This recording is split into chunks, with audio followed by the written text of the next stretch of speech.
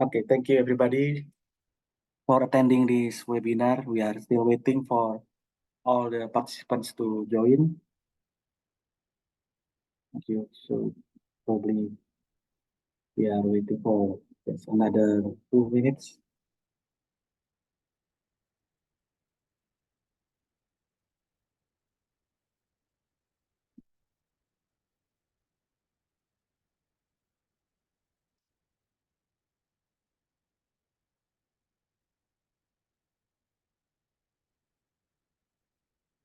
Okay.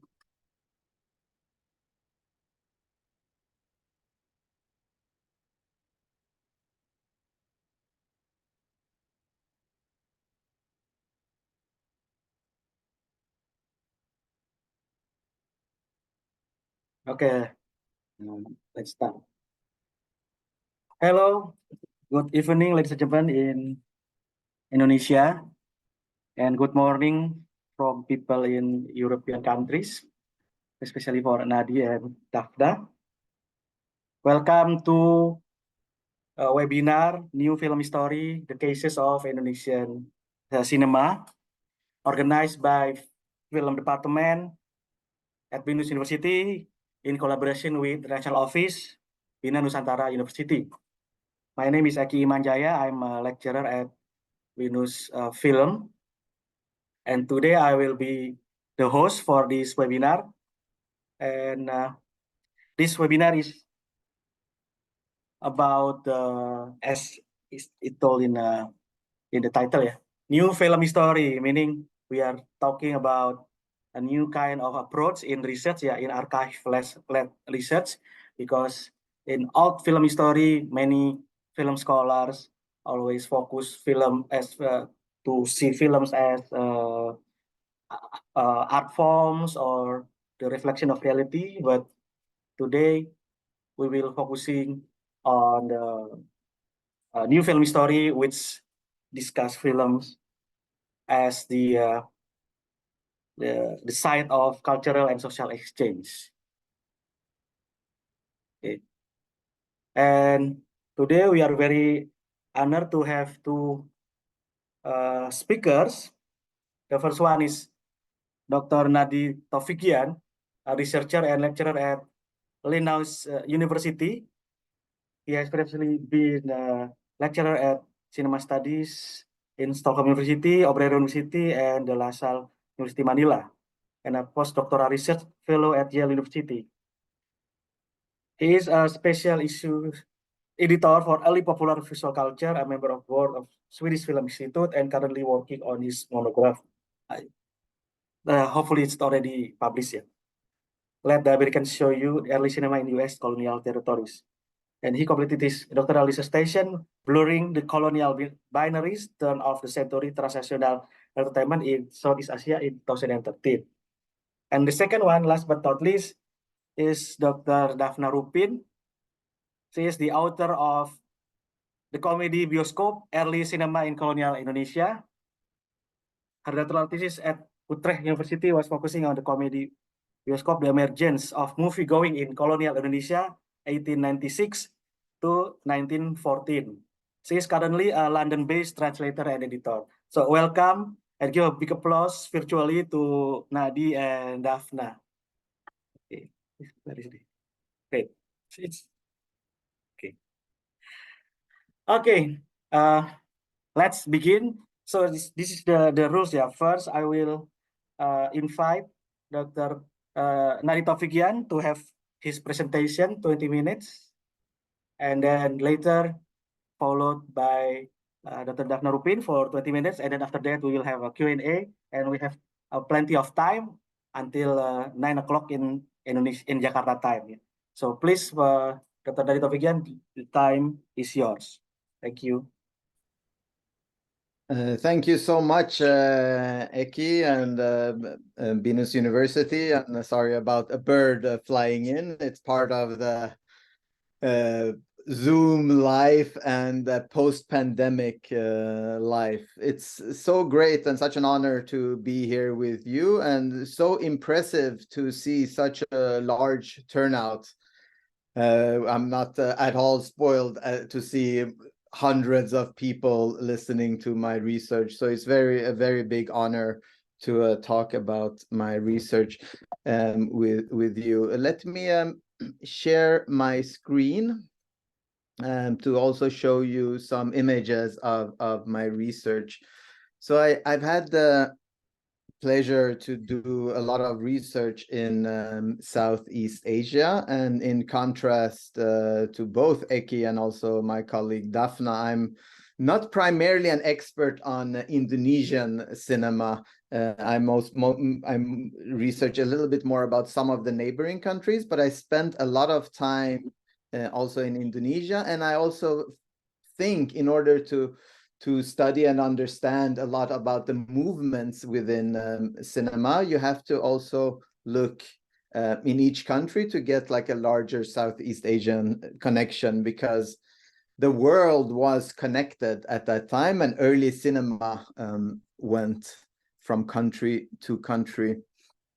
So I'll first share some thoughts on like new film history or new cinema history, and then talk a little bit about archival research and some of the challenges that I had and some of the general challenges, and then share some of my findings in this field. So we talk, or the research area talks about both new film history. This seminar is called New Film History, and also we talk about new cinema history. And here you see some of the books on the topic, and also an article here by Thomas Elsasser.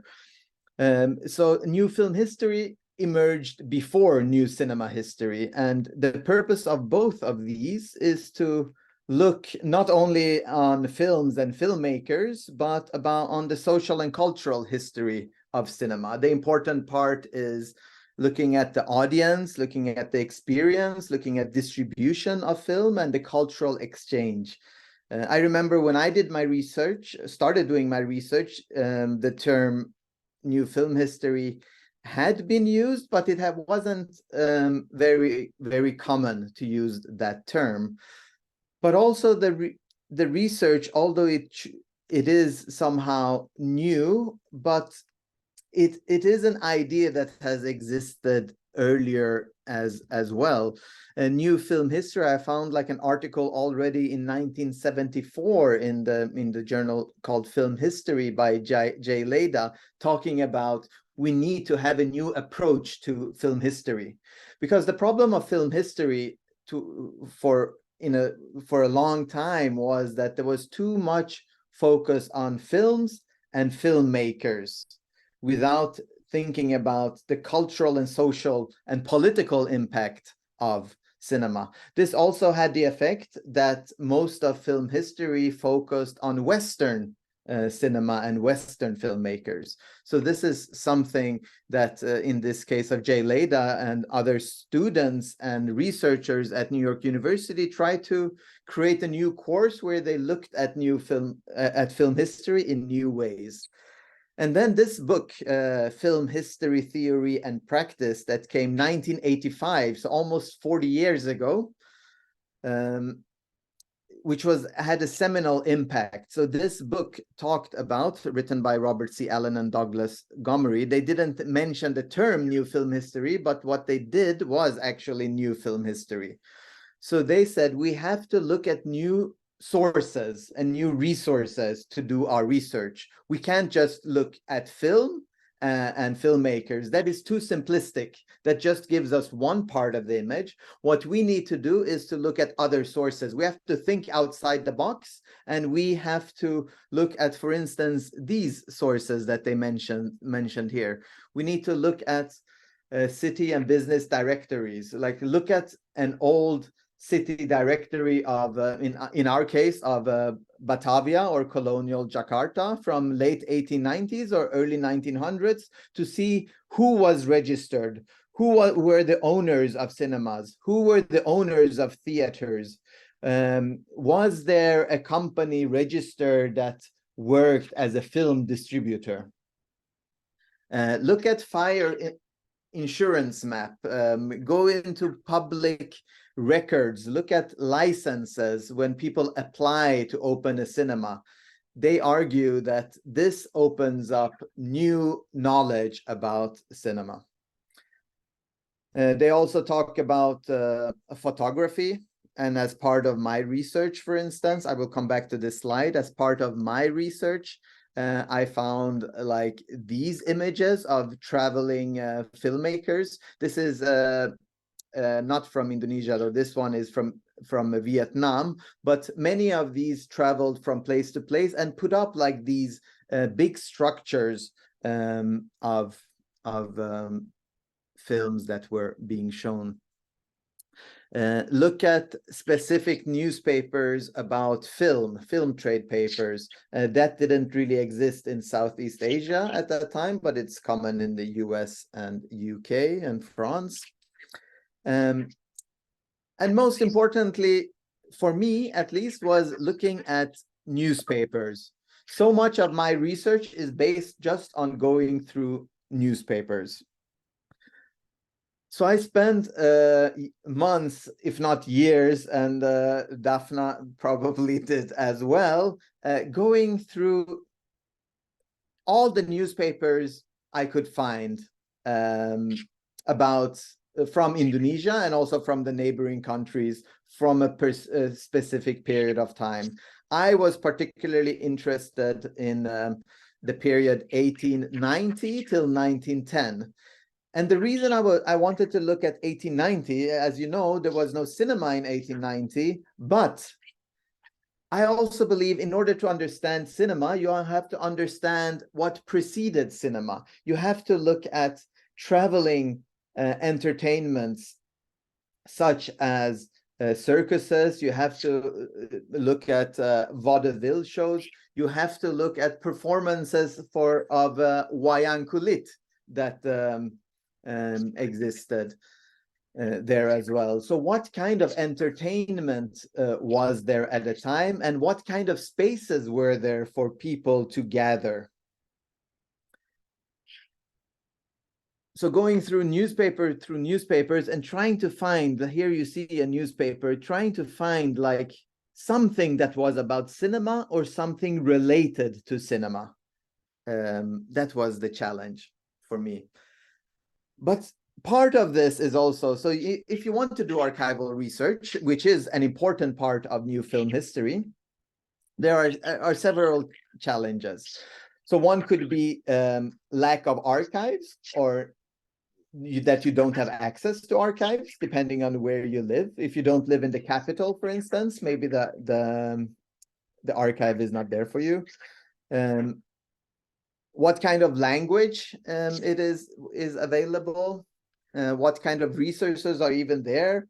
Are the newspapers there, or are there many issues lacking? Where are the early newspapers about Indonesia? Are they in Indonesia, or are they actually in the Netherlands primarily? Where can we find resources? And these same challenges I encountered also in the Philippines, but then it's not in Netherlands, then it might be in the US instead.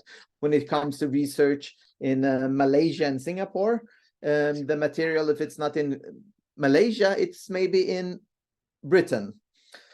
So the colonial history also affects our research and where the material is available. A lot of these things could also be helped by digitizing much of this material. In most countries, they are not digital. Singapore has digitized most of their material, so it's very easy to do research on Singapore now. You can just search for cinema or chronophotograph, ripograph. It went under many names. And then finally, language. Newspapers in Indonesia were in several different languages. They were in Bahasa, they were in Dutch, and they were sometimes written with Latin letters and sometimes with Arabic letters. And all these newspapers targeted different audiences. And also, this also gives us an understanding of who did these films or circuses try to attract to the cinema. So when I did my archival research, I looked primarily on newspapers, but I also looked at maps, I looked at photographs, I looked at different letters, I looked at censuses. I think also censuses is a good resource. So the census says how many people live in, for instance, colonial Jakarta, how many of them are foreigners, how many of them come from the neighboring countries, what is the structure of the population? And you can find a lot other information as well in these censuses. So what interested me first when I came to Indonesia, I had already been to some of the neighboring countries, and I had found that the early films were in 1896, 1897, 1898. And I came to Indonesia, and I had previously read this 600-page encyclopedia of early cinema that is about like all the countries, and I had found out that the first film screening in Indonesia was year 1900. And I had also seen this great book that I unfortunately can't read because of language barriers, and that also claimed that the first film screening was in the year 1900. To me, this didn't make sense. If films had already come to Southeast Asia earlier than that, they must have come to Indonesia as well. But I think this is also a good reminder that sometimes something is presented as a truth, and for a while it is a truth until we find new research. So knowledge about the cinema of history is constantly changing. At one point, we believe something until we find evidence of something else, and then we can recalibrate and re-understand our previous understanding. So I first found like these things about a circus called Harmston Circus that traveled throughout Southeast Asia. And I did a little bit of very basic mapping. I saw that they went to India. I saw that they went to Sri Lanka. They came to Indonesia, to Malaysia, Thailand, Philippines, Japan, China, Australia. They went everywhere. So this is a circus, super popular circus. And I saw that in 1897, if you can see this little line here, it says the rypograph and cinematograph, it says here. So it means that there was an early film screening. They had bought, this circus has bought a cinema or a projector, and they filmed stuff, and they also screened material. I'm not actually sure if they filmed stuff. At least they screened material. And then I realized that they took this rypograph or cinematograph, they took it to all these towns throughout Java.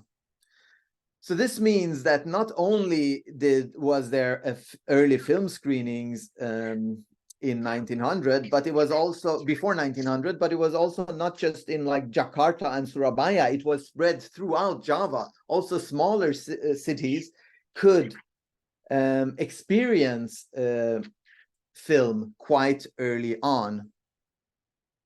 And this is also part of the reason I believe in order to study cinema, you also have to study circus, theater, and other art forms, because they were all interlinked. And there was no clear cinema culture at the same time. Cinema was seen as both an entertainment, or primarily an entertainment. And if the circus could buy a cinema, they could also project the first moving images to audiences in this part of the world. So then I was very proud to say that the first film screening in Indonesia had taken place in July of 1897. Until a few weeks later, then I found that no, it actually came even earlier. This rypograph or cinematograph was actually being shown in April and May 1897. And then later on, probably the circus bought this projector from whoever was showing the film here, and also in Singapore and Malaysia, and then they showed it elsewhere. So someone had already owned the same projector, shown it in Surabaya, and then it went with the circus. So this was my belief, April 1897, earliest film screening. Maybe Dafna then found other things. I will let her share her findings. I was also very interested in cinemas, like who owned the cinemas and what was the name of the cinemas. So here is a list of different cinemas I found. Again, all these findings are based on newspapers. So I went through newspapers, I found these cinemas, and here is a list of cinemas that existed in Batavia in 1910s. So this is also to show that there was a very rich cinema culture. Like there were around 20 cinemas, if not more. These are 20 cinemas that advertised in newspapers. So 20 cinemas in Batavia already in 1910 and 1911. And this is, again, this is not a complete list. There are several cinemas that didn't advertise in the newspapers I have looked that are missing from this list. And then you can also, what I also did, but not with Batavia, because I did I did similar things with Singapore, looked at the cinemas, and in Manila, actually, it was easier because there I found one of these city directories. So there was a list of all cinemas that existed, and with the addresses. So based on that, I made a map like this to see where in the cinema, where in the city the cinemas were. And a similar thing to this is something that all of you could do in different cities throughout Indonesia. So finding a list of the cinemas and trying to put them in the map to also see in what areas of the city, for instance, Bandung, where in Bandung are the cinemas in 1910? And who lived in those areas? Was there a specific group who lived there? Is these the areas where the foreigners lived, the rich people, the laborers, the middle class, etc.? That tells us something about cinema. Another thing I did is that I looked at all the cinemas that existed and the price level that they took for cinema, and I compared that with the salaries of laborers. So what salaries did people have? And this is the daily wage. So someone earned, let's say, 0.8 florint, and to go to the cinema in a certain cinema, it cost 10 cents. Which means that it was relatively affordable, at least compared to the theater that cost 10 times as much, which means that cinema could and was the space that could gather people from all different backgrounds. I also realized that in order to write about early cinema in these places in Southeast Asia that were colonized by European countries or by the US in terms of Philippines, you also have to connect it to the history of colonialism. These are some images from a neighboring country, from Philippines, but similar things can probably be found in Indonesia as well, where we see that part of the newspaper discourse is about the importance of getting independence. And also cinema was very early on connected to the independence struggle.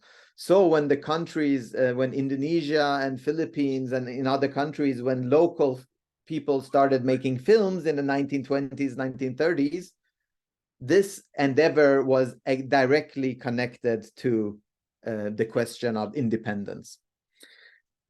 So the same way as I made a map of Harmston Circus, I also made a map of all the film exhibitors that went from country to country. And I saw that there was a hub here. The hub between Singapore and Batavia, or Jakarta, was central. That was the most traveled path for filmmakers and distributors. So Batavia also played a very important role when it comes to the distribution of films in this whole Southeast Asian area. And lastly, my current project, that is unfortunately not a book yet, Ekky, but sometimes it might hopefully be one soon, looks at these issues of the role of film in trying to strengthen, like how did the United States try to strengthen their colony with the use of cinema? So cinema could both be used as a colonial tool and as a source of a struggle for independence. And that goes for all the countries. So thank you for listening. And I would like to encourage you once again to do archival research, and with the archival research, trying to rewrite our film history. Thank you very much. Okay, thank you very much, Dr. Nadi Tofighian. It's very impressive, yeah. And usually I take like Star Trek as the metaphor, yeah. To when I talk about the purpose of new film history, to find the final frontiers, because it's always rewrite, and the historians always find something new. Like we'll replace the new fact will reflect the old fact, something like that. Okay, thank you very much, and let's continue. I'll have some question, but I will save it for later. The second speaker is Dr. Dafna Ruppin, and the presentation's title is Early Film Production in Colonial Indonesia, the Reassembling a Forgotten Film Archive, 1896 to 1914. Please, Dr. Ruppin, the time is yours. Thank you. Thank you. Thank you, Ekky, first of all, and thank you to the Binus University for inviting me to give this talk in the webinar, and Nadi for setting up all the methodology that is required for the new film history and new cinema history. I would also like to share actually my experiences as doing my PhD. Let me share my presentation. What is that? Yeah, there we go. Okay. So the way I started with my PhD, I was at Utrecht University, and I went with my professor, Professor Van Kessler was my supervisor, to the archives at the Film Museum in Amsterdam. And the idea for the project was to research film representations of Indonesia from the late 19th century to early 20th century. And we went together, and the archivists there were very kind, and they said, that's really nice what you want to do. But actually, the earliest films that we have in the archive is from the 19-teens onwards. And these were all films which were made by the Colonial Institute in Amsterdam and were kept at the archives there. So I was in a little bit of trouble, and I had to rethink how I'm going to approach this historical research of cinema, which is not available to me. And what's more, they also said that they don't believe that there was anyone there with a film camera before 1910, but this was the earliest footage that was there. So the reasons why there are no films is pretty clear, because first of all, the film stock is made of nitrate, basically, so a lot of films would even burn during a screening. You would have a fire that would start, or it could just be that the films were simply not preserved because they were very commercial products and ethnographic imperial propaganda films. And if they were not preserved properly, then they would not have survived the time. And this is from the Indonesia Film Center also, if you look online, because they are based, these films are based on the copies that are kept online from the Institute for Sound and Music. It's also in the Netherlands, or the Film Museum. So if you look for the timeline of films, then you see, okay, well, 1911 to 1920, and then anything else is not available. So what to do? So luckily, as Nadi already explained, we have also a new approach to studying film history or cinema history, which shifts the focus away from studying the representation or the film content itself to studying the circulation and consumption and exhibition of the cinema and the history of movie-going, of the experience of movie-going,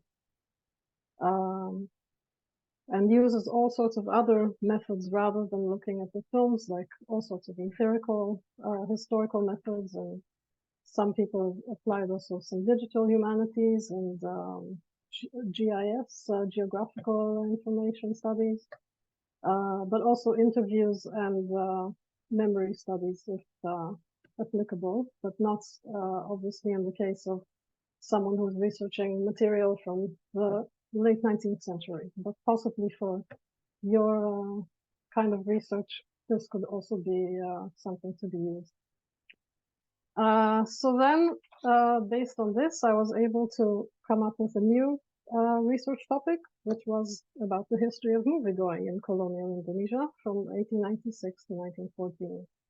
And the kind of questions that came up are from the kind of textbook questions of new cinema history.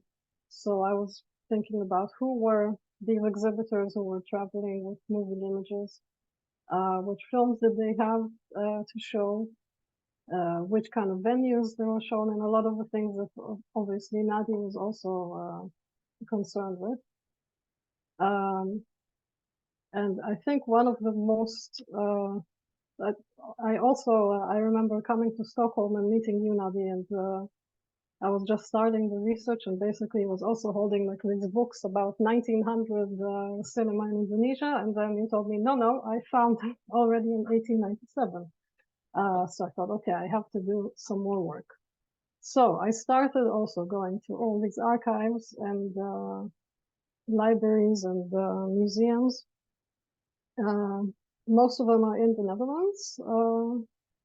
I spent many hours with all the microfilm looking through the material, especially in the KB, is the Royal Library in The Hague, which holds most of the material in Dutch.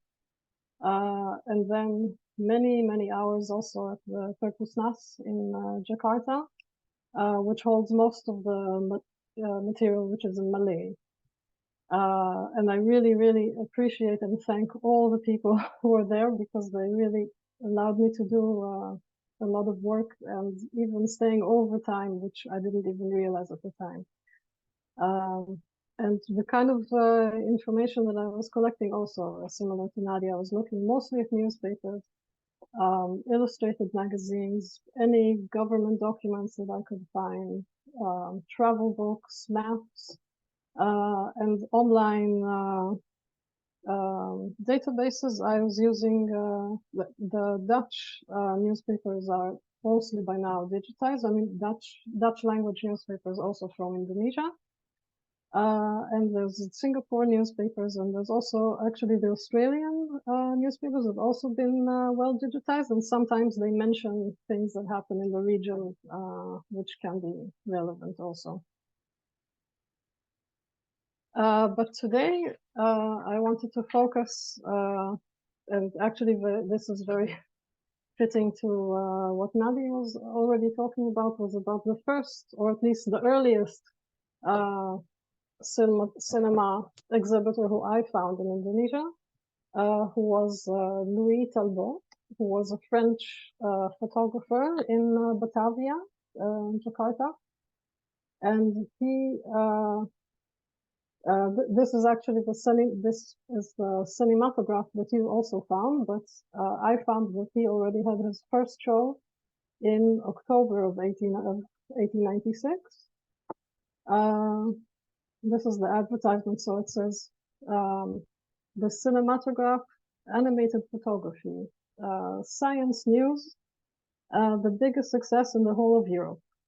And he had advertised two shows initially on October the 11th, 1896. And these were to take place in the Batavia Theater, which is today the Gedung Kesenian in Jakarta. And you can see also images of what it looked like in 1900. Now, the films that he showed, I was able to understand from I mean, that wasn't in the advertisement. You see, there are no titles of which films are being shown. But from the descriptions the next day of the films, I could understand that he showed many Lumiere and Méliès films. Also, later on in his travels, he continued to show these, so I collected some of these titles from them. But what happened on the first show was actually what drove to the most surprising findings that I had, because what happened was that, I'm quoting from the article there in the newspaper the next day, by the collapse of a burning candle, carelessness of a native, they mention, the flames came into contact with the celluloid reels, containing series of thousands of photographic images on them, with the result being that they burned in an instant. So this accident destroyed basically all the films except for, ironically enough, Peasants Burning Dried Grass was the title, which is a Lumiere film. But the newspapers were saying, do not worry. The exhibitor, who is a good photographer, as I said, he was had a photography studio already, and has some blank celluloid rolls in his possession, hopes to redress the loss within about 10 days, with views of various parts of Batavia. If he manages to secure these, he will surely have much success. So, for instance, if he can produce such a recording of the arrival of a mail boat at Tanjung Priok, the departure of an express train from the Koningsplein, music on the Waterloop line, or other highly fast-paced moments. So also you can see from this that the people who were writing this kind of knew what to expect, because they had seen these scenes before, and they knew that this is something that's to capture the motion. And then it was a little bit too optimistic to say that it will be 10 days, because it actually took more like 3 months or 4 months. But he was back with an advertisement in both. You can see this time I also found the advertisement in Dutch and in the Malay newspapers. And this is also, I also found a description of the show in Malay. So this is the review. Last night there was a magic picture show which surprised people at the Komedi building in Pasarbao, when all the seats were taken and a few people could not get seats. This is because the show introduces something new to people here. And from this screening and from other screenings later on that he gave in Batavia and in the whole of Java and also in Sumatra, I managed to find that he did actually take some, managed to capture some local views of Indonesia. So, for instance, a tram on Rijswijk, which is now the Jalan Veteran, bathing natives and women washing clothes in the Kali River, Javanese dancing girl, a scene from the Batavia Zoo, and the departure of a mail boat from Tanjung Priok, which is, as was suggested to him in the newspapers. And these films, I don't know how much they got to travel. I know that he did go with it to Singapore because there was also a mention of the Javanese dancing girl. And there was also a scene later on which I found about Aceh, which was reviewed in the Cinema and Quran. Where was I? Ah, okay. So here I also used the very, very basic kind of mapping of the tour route that Talbot took in Indonesia. And from this, I could see that this is actually the map of the railway, and projected onto it is the route that he took with the cinematograph. So basically all of the films, all of these local films that he filmed in Batavia would have traveled all over Java. And also what you can see from that is that he really used the railway was very useful for him for his travels and for the exhibition and for distribution of films. And this is something that will go on also later, that there was the railway network was very helpful to exhibitor and distributors of at least if you kind of zoom into what happens in Indonesia. And then, as opposed to Sumatra, for instance, which didn't actually have a very good railway connection, and there most of the focus was on Medan and Binjai, which would have been accessible also by other modes of transport. I'm not sure at the moment when there was a railway that was constructed there, but this kind of limited exhibitors who wanted to travel there to stay on this side of Sumatra. But now to conclude basically what's the new cinema history, this new approach helps to broaden the geography of cinema and to think about not just the invention of the technology, which is mostly in the West, but to include all the places where the technology was used and was consumed. And I think that what's my research and also what Nadi was able to show for the Bukit region is that audiences in Indonesia and also in the rest of Southeast Asia were very much up to date with the rest of the world.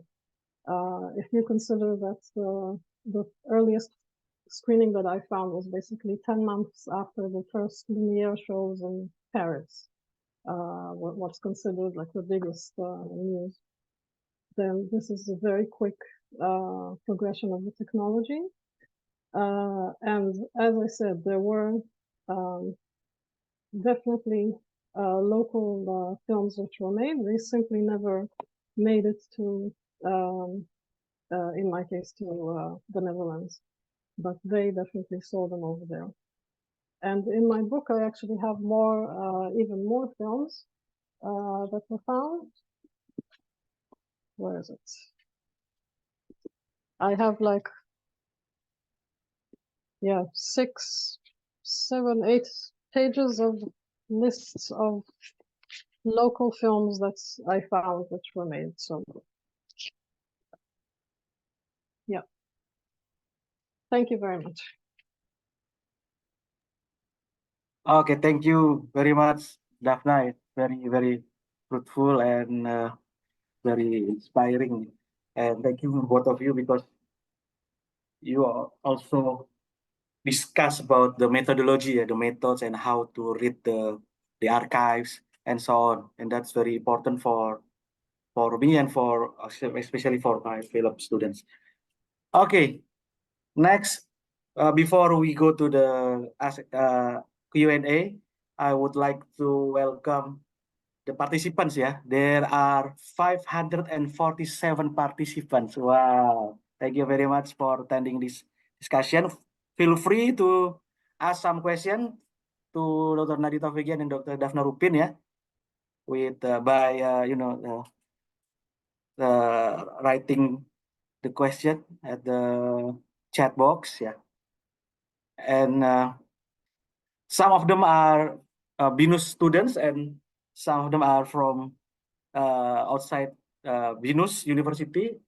And I recognize some of familiar names, yeah, from Cafein. Cafein is the Association for Indonesian Film Scholars. I saw so many familiar names, and also there are some film lecturers from Binus University as well. So if there are any question, I will invite for those who have questions. Probably I will start with my own.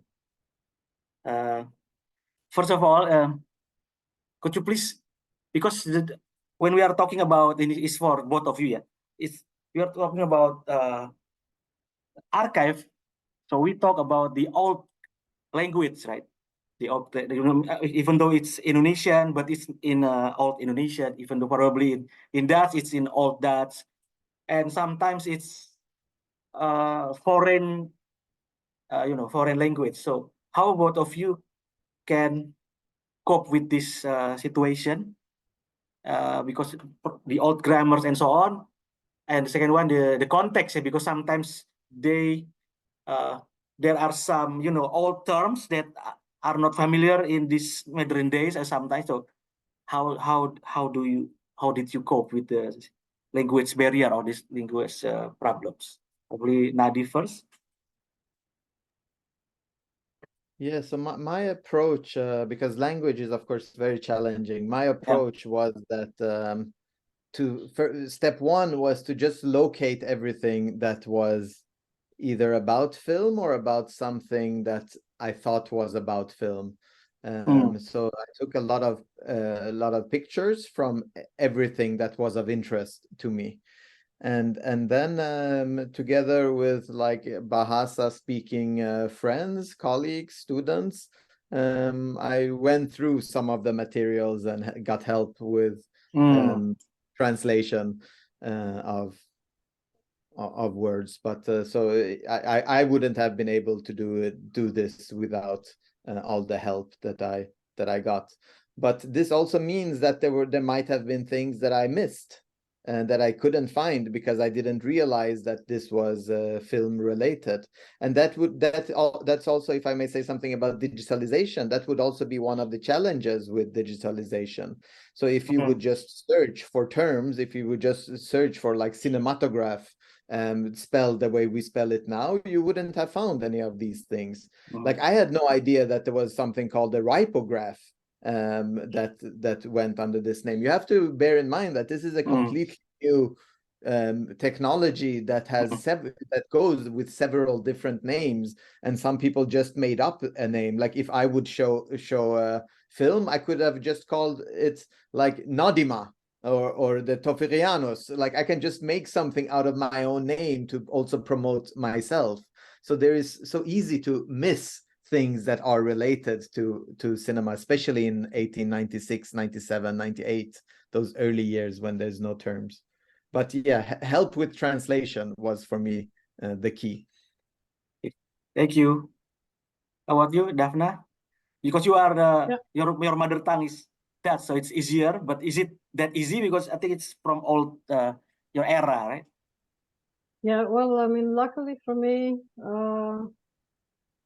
I was able to also learn some Bahasa, although I do not, unfortunately, retain much of it. But I did study it for the purpose of the research, and I used a lot of help from friends who were able to help me to translate. But I did, well, since I was not spreading myself out over such a big region, I had only one language to learn, so that was okay.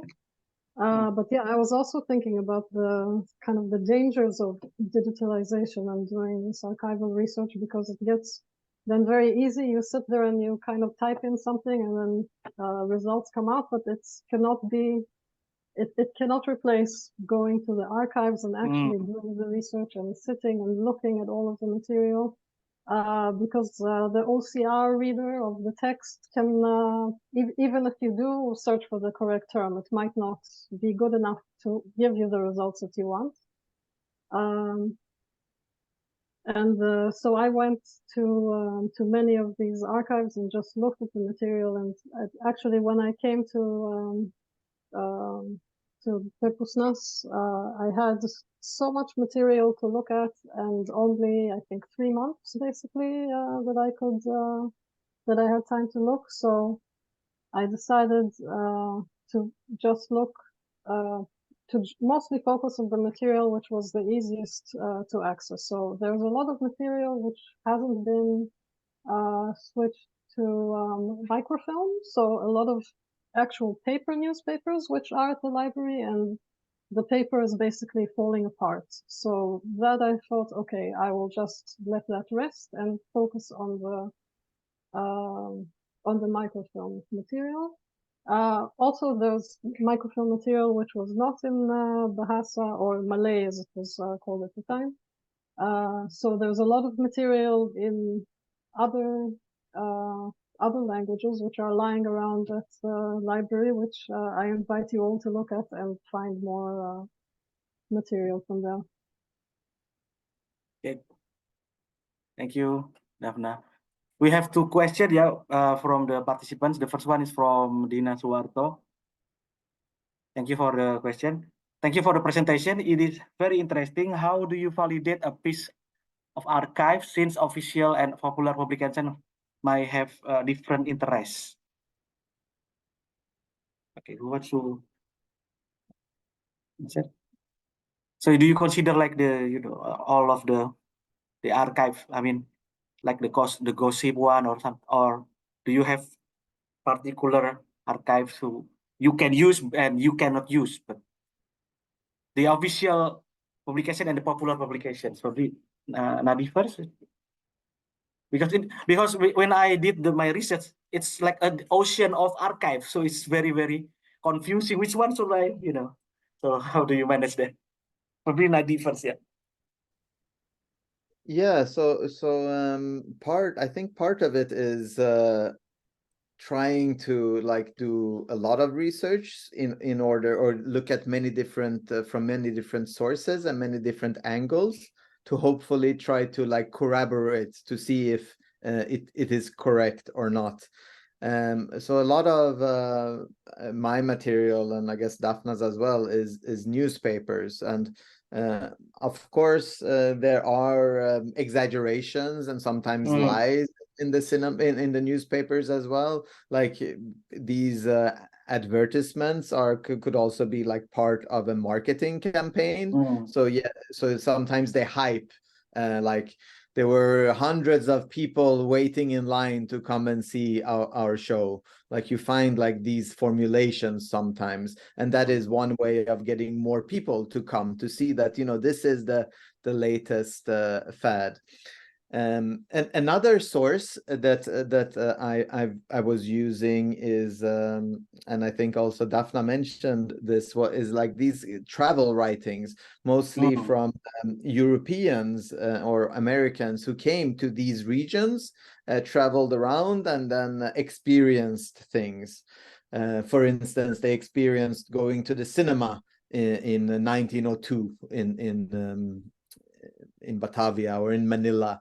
And the way they write about it, also you can't always trust. Like sometimes they can have another agenda, for instance, to belittle the people who live there, to show that these are not as developed as we are, to like maybe stress how poorly people behave in the cinema as a way to contrast people with an Asian background with people with a European background. So I think one has to have this awareness that there might be biases both in newspapers and also in these travel writings. Okay. Dafna, do you have anything to say? Yeah. Yes, I agree with Nadi, and I mean, these kind of biases, this is why I was always so excited to find any reviews of the shows which were in the Indonesian newspapers and not in Dutch, because I felt that this gave me a different perspective. But of course, I mean, who were the people who were writing these articles were also at a different level than, let's say, the regular, the kind of the workers and the people who are in the lower classes. But that did give a bit more color to the material. I'm trying to think. Yeah, I had some idea, but I lost it now. So let's see what the next question is. Okay, thank you, Dafna. Next question from Arlie Zainsti. To all speakers, I wonder how to make copy or make double of films in early 2 years after the invention of cinema itself, 1895, after Lumiere invention. Thank you. Do you have any information? Because they brought some Lumiere films to the worldwide. So how they did the copy of the films?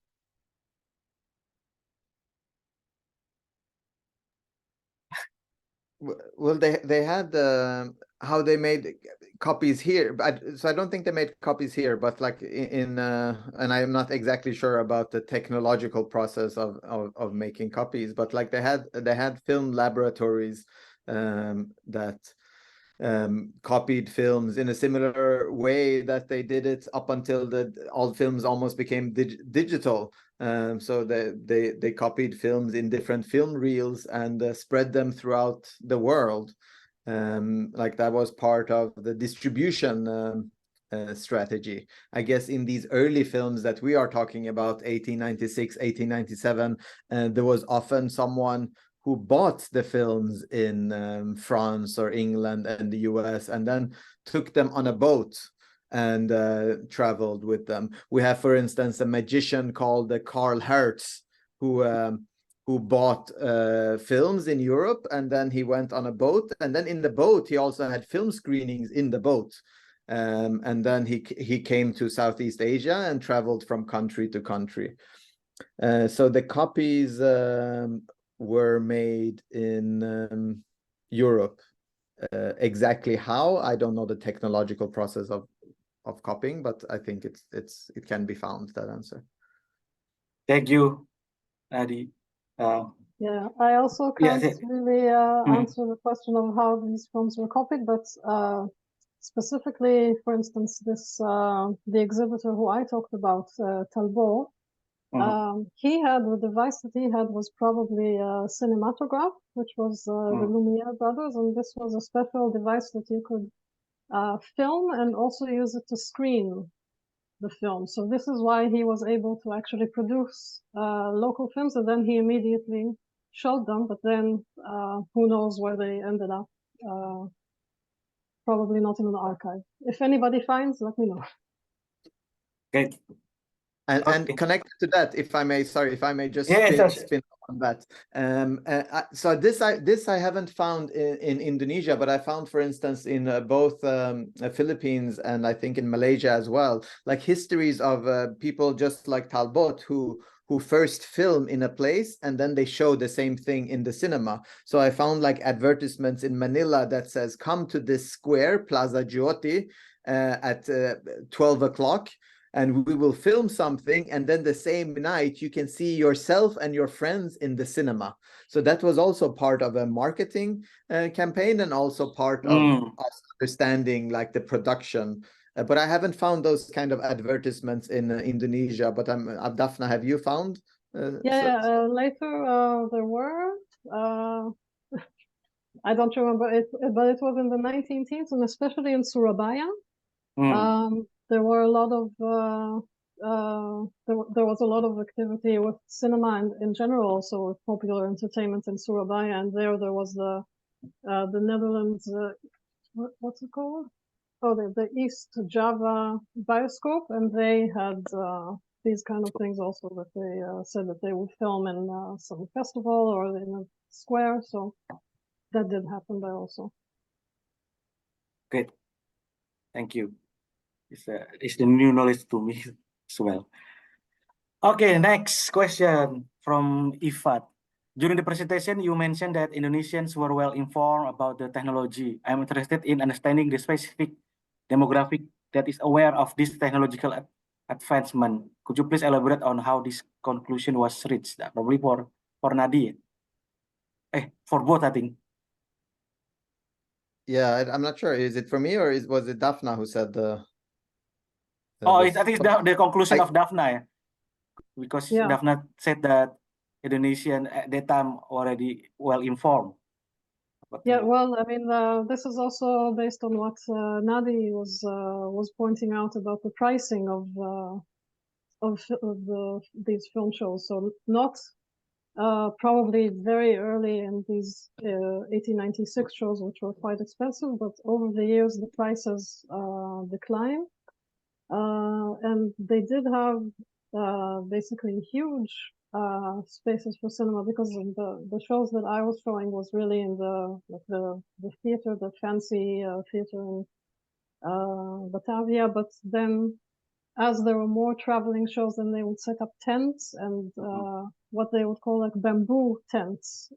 These huge spaces where people could be seated also on both sides of the screen. So like the wayang kulit that you would watch from either side. And then there were different price categories which would have been available also to other people. And then there were also reports that I found about all sorts of shows for factory workers in Medan especially. So this would have been something that maybe the plantation owner would have invited a cinema company to come and perform. So even these kind of shows would have exposed people to this new technology. But as part of the so I wrote an article about like how people perceive new technology, because as it was very common to talk about put this in like some kind of a colonial discourse. So there were many reports in Dutch papers and also in like English owned papers that stressed that how surprised and shocked locals were by seeing this new technology. And so my belief is that this is also one way of distinguishing the European with the Asian, like to further this belief that the only people who can understand this new technology, like when we play the gramophone or show the cinematograph, is the European. So there's always reports in the papers in Southeast Asia how surprised all the natives were, how shocked they were. They tried to look inside the gramophone to see like where the sound came from. They didn't really understand it at all. But I think this is like part of a long history. Also, like if you think about the movie Nanook of the North, this old documentary film where he's shown biting a gramophone record because only white Europeans are supposed to understand the new technology. But that was not the case, I also believe. Like this is a part of a history writing that tries to like put some people above other people and connect all the technological development to Europeanness. Yeah. But specifically in the case of the Dutch in cinema, it's up until today, basically, the Dutch are not considered people who like to go to the cinema or to make films. And this was also true. I mean, I think this is something that influenced the way that cinema arrived in Indonesia at the time, that it was basically not the Dutch who brought the films, but more French and different people of different ethnicities who were traveling in the region and brought it there. And I even found some descriptions that said, "Oh, what we saw here last night is so advanced. You'd never find these in like small towns in the Netherlands." So they also in the Netherlands was considered like a very kind of backward place, and then the people who were in Indonesia actually thought, oh, we are actually more exposed to all these new technologies and things that are happening. Okay, thank you very much. It's now a warm up, so I hope many people will ask more questions. Okay, let's move to another question from Nikolaus. I'd like to ask a question. Is there any tips and tricks for finding in that knowledge, either through Google or the other sources? So I will modify the question, yeah. In order to find and to read the archive, do you have any tips? Yeah, is it possible if we just find the archive for the film, the new film history methodology, or if so, how to do it through Google, or should we go literally to the archive and library? Because that would be a first step if you want to do it physically. One way would be to go to the National Archive or National Library and ask them, like, what is the earliest newspapers you have, or what depending on what you're interested in. Like, do you have newspapers from the 1920s? Can I experience doing this on microfilm or microfiche? Because I think it's something about the materiality and like seeing like how we take care of our old newspapers. I think that can be a very good exercise. But I also want to encourage you to like look at digitized newspaper from those countries who has digitized. So here I put a link for digitized newspapers in Singapore. And you can go in there, and there you can search because there are so many newspapers there as well. So you can just explore and like play with this resource and see like what can you find, and then you can also limit what the years you're interested in. And I also think there is something similar for Australian newspapers. So this is one way to just like practice in searching for through different keywords, or searching just in old newspapers, or just to see like how a newspaper looked like in the 1890s or early 1900s. Yeah, Dafna, do you want? I'm also trying to share with you. There's a Dutch from the Dutch main library. Where is this? But and there you can access, but there should be also English, which should make it easier for you at least to navigate this. But you can look at newspapers from Indonesia. Where is this? Oh, this is specifically for the newspapers, which might be more helpful. Let's send that too. Yeah. And then I had another link for you. Oh, again, this is specifically for the Dutch case. There's the digital collections of it's called like the Institute for Tropical Studies,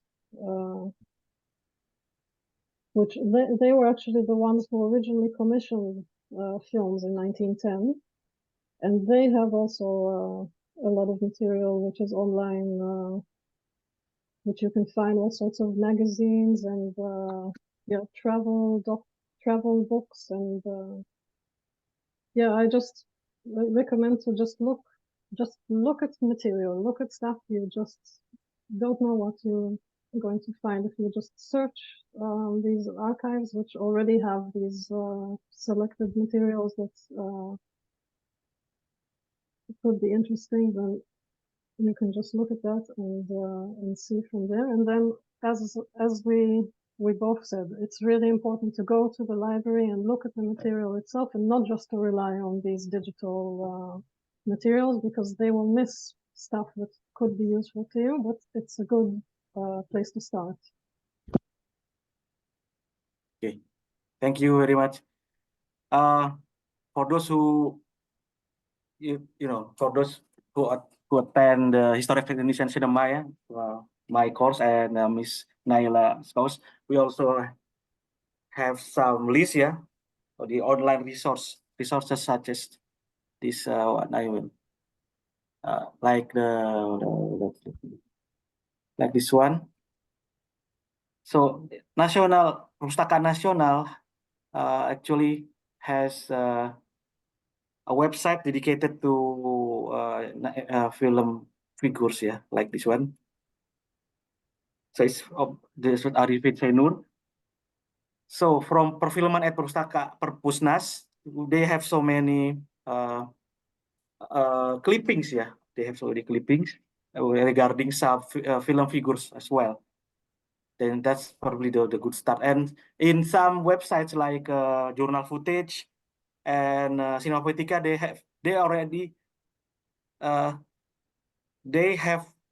they rewrite the text like Osman Ismail's works, and then some the Paransi articles.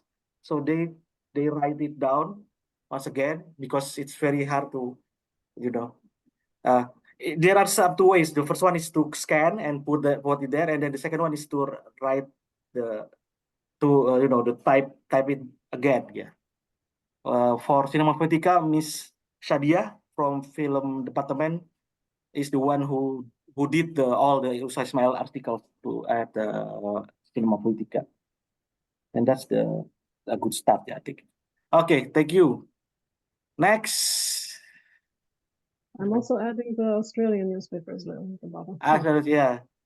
So, and look, if like Kompas and Tempo is the biggest newspapers and magazine, they have archives from 1971, and so you can go there and to the library or online if you subscribe the media. Oh, Dafna, thank you, Dafna and Nadi, for the links.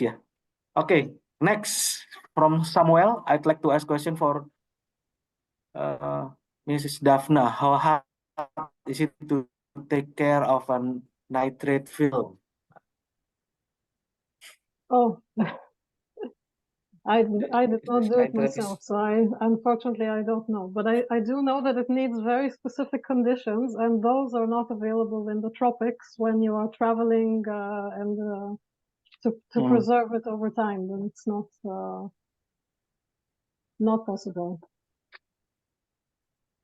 Yeah. Nadi, do you have anything to add?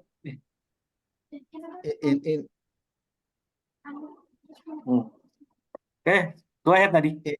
In Sweden, so the Swedish Film Institute, they have some collections of nitrate film. Most of around, I can't remember what year, but like nitrate and later became acetate, which doesn't self-implode, for instance. But the nitrate film that the Swedish Film Institute keeps, they used to keep them in Stockholm, but maybe like 20 years ago, they moved them to a place where there are no neighbors within like a kilometer, and they're putting it underground, the material, because it is potentially that dangerous for the self. So it's, and also in addition to that, it needs to be like in special weather conditions and special also humidity conditions in order to survive for hopefully 1,000 years. But they're very hard to keep. Yeah, as I said, they sometimes, as we saw in the example, it just caught on fire in the middle of the show. So it was very difficult even to keep them during the time that they were being used. suddenly I remember Quentin Tarantino's film, the Inglourious Bastard, because the nitrate films are part of the important things in the film. Okay, next from Nur Akmal, that's a great explanation from the speaker. Since the cinema was invented from the European, and indirectly it gives their perspective to portray how Asian or Arab social culture would like areas there's agenda and paradigm they own first. So what's the West responsibility to take care of native archives that they research for? So is this about archive, like the filmic archives, or newspaper archives? Because when it comes to like I think when it comes to the filmic heritage and keeping films, to my understanding, like we have organizations such as FIAF, the Federation for Film Archives, and there is a very close collaboration between all countries. Like there is this understanding when it comes to early films that it is all our heritage. So whatever early film is being able to keep intact, we try to keep it intact. And there's also like close collaboration between archives and quite a generous support between archives when it comes to films. But maybe also when it comes to like newspaper archives and paper archives, I think that is another question. Yeah. Dafna, do you want to add something? Because Leiden University, like KITLV and I think DI have some good collections in film archives and newspapers and so on. Yeah, and they share it. At least they've tried to digitalize most of the material that they have. You don't actually need to go to the archives to watch these early films that have survived, and they are shared online on there's also something that's called the Institute for Sound and Image, which has some material, and also news reports from I don't remember, I guess the 1930s is the earliest material that they have there, and those are also available on there's the Indonesian Film Archive, which I showed before a picture from, which they have basically films that they source from there. Yeah. And like because and we have like Dafna, when you also mentioned about Indonesian Film Center, where they have some collections of old films, and most of them are collections from the DI, I think. Yeah, from the museum. Yeah, there's also the institute. It's called Beeld en Geluid. It's not very easy to connect to this name, but I've seen also films from there that they have. Yeah, because it's interesting. When I was in DI museum, it was not DI at the time in 2007 or 8. I watched Mina the servant. So it's it deconstructs the because people said that Lutung Kasarung is the first fiction film in Indonesia, produced in Indonesia. But when I watched Mina was way older, even though it's only 9 minutes. But I think it's the first. It's considered the first of the fictional film, but I don't think anybody already research about this. What do you think? Do you know anybody? I think that there is some research, because this was it was one of the Colonial Institute's films, which was a fiction film. But there was actually another example of an earlier fiction film that I found, not the film itself, but there was an Indian exhibitor by the name of Abdul Ali Yusufali, who Nadi must have also encountered in various places. And he actually filmed in, I think, 1906, a version of Nyaidasima, which he advertised that it was like especially filmed by the Royal Bioscoop. That was the name of his cinema. And he screened it in a few places around Java. I don't know if you traveled with it outside of Indonesia, but this would have been maybe the first fiction film. That's interesting. Thank you, Dafna, for information. Okay, it's 10 minutes to go to end this discussion, I'm afraid. And there is the last. I don't know. Is it the last question or the last comment from Satria Wibawa?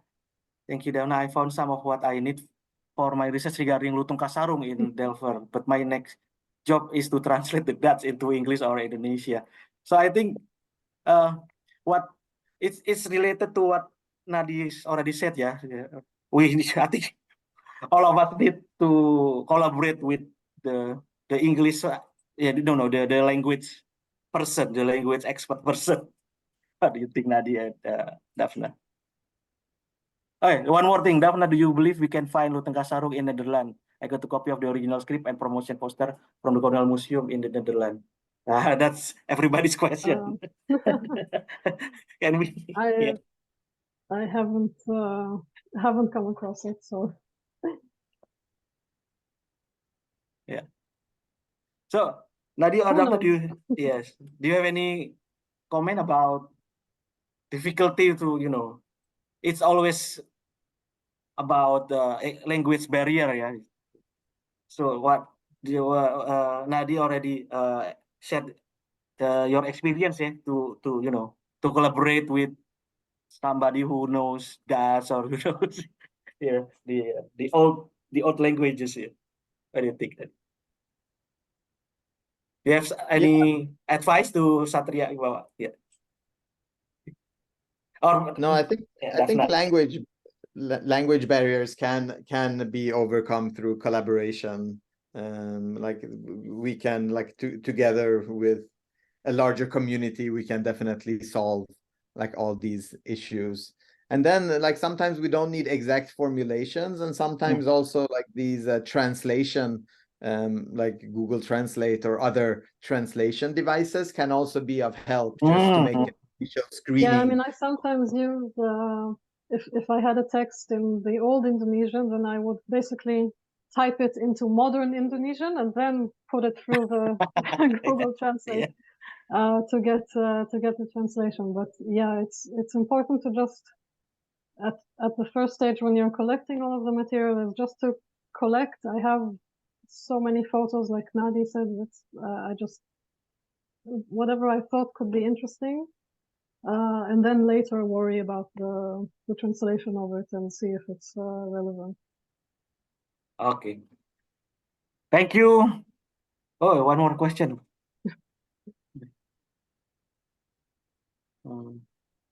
Ali. I think the last question, yeah. Is there any explanation regarding Indonesian first movie, Lutung Kasarung? Because every film in early cinema are propagation. Is there any connection according to your research? But I'm afraid none of us have research on Lutung Kasarung, yeah? Or do you have any question? Any experience regarding Lutung Kasarung, Nadi or Dafna? I don't. No. Yeah.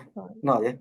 So sorry, but so it's beyond our research period, 1926. 1926.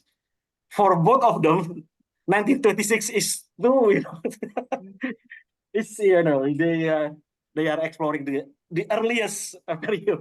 That is 1926 is two way way from the earliest. Okay. Thank you very much. It's been a very, very nice and fruitful discussion. I'm afraid we have to end this. Thank you very much, Dr. Nadi Tofighian. Thank you very much, Dr. Dafna Ruppin. And probably we will upload this to YouTube channel, Binus Film. And please, for Binusian, you have to fill in the exit ticket, yeah. Yeah, okay, Pak Ekky, Thank you. Yeah. I will, Please, Alex. yeah, okay, already shared. Okay. So it's a Binusian thing, I think.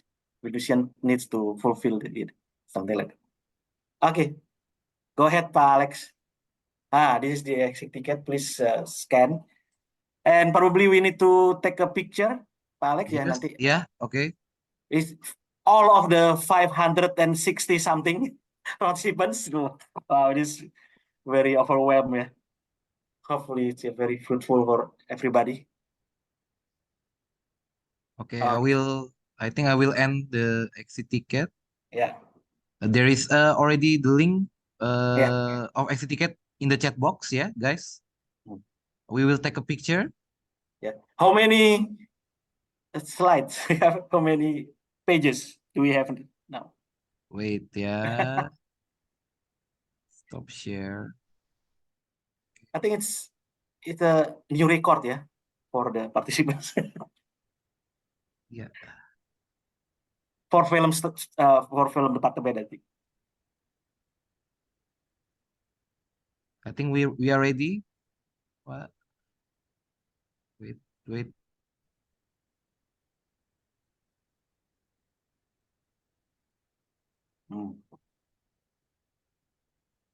Gallery. 23 pages. So we need to keep smiling until the last. Yeah.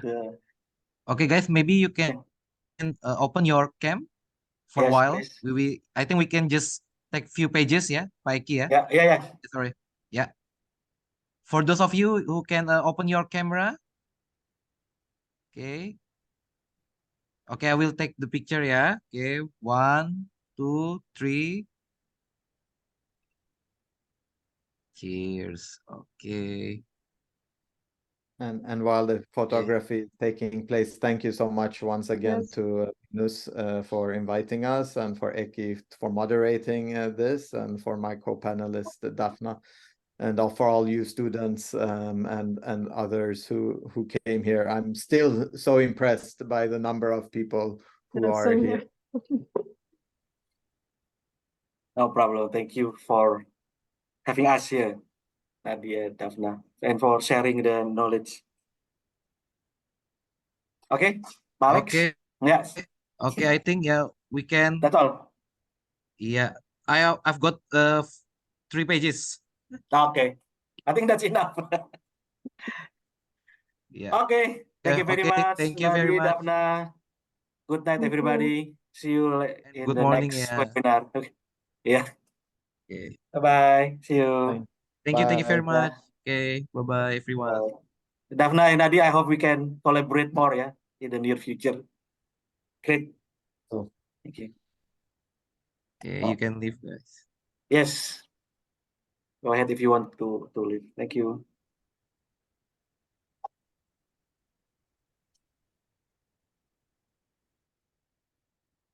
But we are still here witnessing one by one the participants go away. And let me know if you are around, yeah, for Nadia, Dafna, for in Jakarta.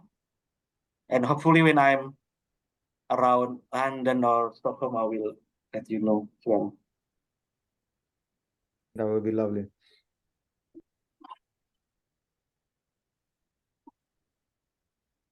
I saw in the thank you notes that we also had visitors from the Philippines as Which part one? of Chloe Del Mundo from Philippines. Because I put the material to Mexa website. Mexa mailing list.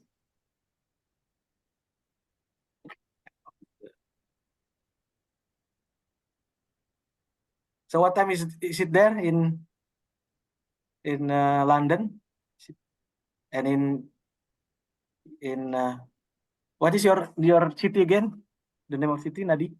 In Stockholm, I'm in Stockholm right now. It's 3 p.m. Yeah, So it's here in it's 2 p.m. in London. Okay. So it's not morning anymore. No.